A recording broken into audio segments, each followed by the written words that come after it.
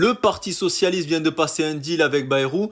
Le PS ne censurera pas. Et en échange de quoi? En échange de rien. Bouge pas, je t'explique. Ça s'est joué ce matin. Alors depuis quelques jours, vous voyez le PS déjà proposer un accord de non-censure au gouvernement. Alors je vais traduire leur bisbille politicienne dans du concret.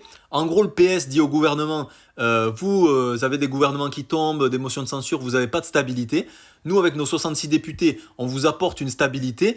En échange, vous nous lâchez quelques miettes et nous, on fait semblant que ces miettes, c'est des grandes victoires. Comme ça, c'est gagnant-gagnant. Nous, on apparaît comme une gauche responsable qui, grâce au dialogue, obtient des petites choses. D'accord? Le problème, c'est que les macronistes, restant des macronistes, que ce soit Bayrou à la tête du gouvernement ou pas, ils étaient en train de rien lâcher. Leur discours de politique générale là, de Bayrou, etc., ils étaient en train de rien lâcher. Qu'est-ce qui s'est joué ce matin? Bayrou écrit un courrier au Parti Socialiste où il répète dans ce courrier ce rien lâché que je viens de parler avant, c'est-à-dire il n'y a rien, il n'y a que du vent.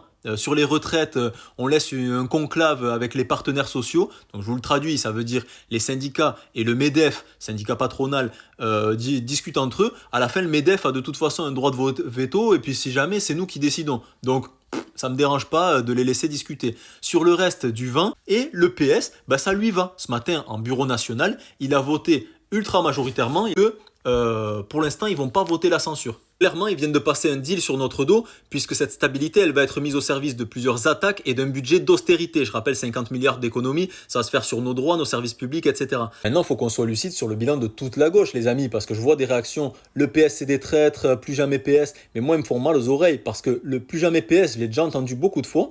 En 2022, le PS faisait 1,7%, je rappelle, au présidentiel, ils étaient morts dans le film. Qu'est-ce qui fait qu'aujourd'hui, ils ont 66 députés, c'est une force politique qui compte et qui peut se permettre ce genre de manœuvre pour assurer une stabilité aux macronistes? La responsabilité, c'est beaucoup la France insoumise, désolé de vous le dire. La stratégie de la NUPES puis du NFP, ça a revitalisé la gauche bourgeoise dans ce pays. Nous, avec mes camarades de Révolution Permanente, on avait beaucoup alerté que la lutte contre l'extrême droite, attention, elle peut être utilisée et détournée pour ce genre de choses, c'est-à-dire pour revitaliser une gauche bourgeoise qui nous met dans la merde parce qu'elle est bourgeoise, donc elle fait une alliance avec d'autres forces bourgeoises, mais qui en plus est contre-productive dans la lutte contre l'extrême droite. Parce que la lutte contre l'extrême droite, elle se réduit pas à un mécano électoral pour qu'aux prochaines élections, ils aient un peu moins de députés, mais c'est une lutte politique, c'est une lutte contre l'influence politique de l'extrême droite dans le pays.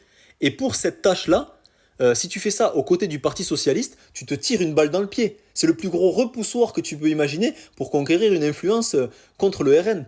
Ils ont un rôle historique dans la montée du Rassemblement National.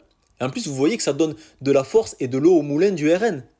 Avant, quand il y avait l'UMPS, il y avait le discours « Ah, c'est l'UMP et le PS », ils disaient « UMPS, c'est le parti unique, nanana ». Et aujourd'hui, ils sont en train de jouer sur la même corde en mode le NFP, puis le Front républicain qu'il y a eu dans les législatives, c'est le grand parti de Philippe Poutou à Édouard Philippe, les Insoumis se désistent pour Elisabeth Borne et Gérald Darmanin.